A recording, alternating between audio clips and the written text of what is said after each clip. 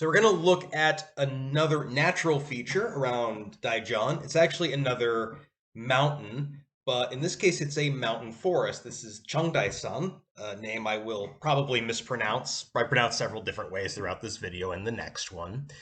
But this one is a metasequoia forest, dawn sequoias, which you'll see a lot, and is a lot farther outside of the city, so much harder to get to rather. But you'll see more of that in the next video. So we're starting off at ground level, as with before, but we are going to go up into the hills very quickly. There are kind of off the main paths like in the last one, but these ones are a lot steeper. There are probably some really great views at the top, but I was never able to reach one. Now, in a little bit, once we're through here, we're going to get to see the elevated path that goes through the sequoia.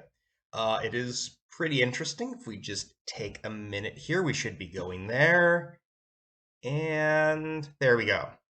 So there are a couple of these kind of suspended walkways that go through the trees.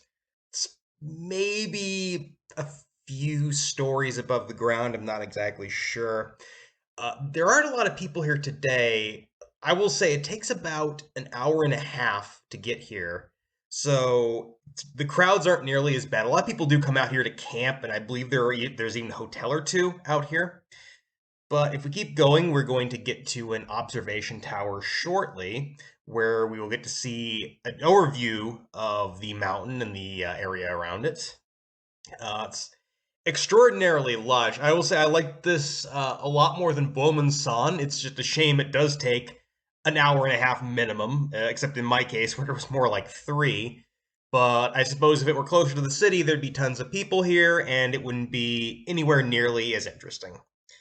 So as we come to the end of this little tour, I would remind you that if you want to see more of the natural sights and splendor of Daejeon and perhaps other parts of Korea, remember to subscribe and by all means leave a comment if you found this interesting.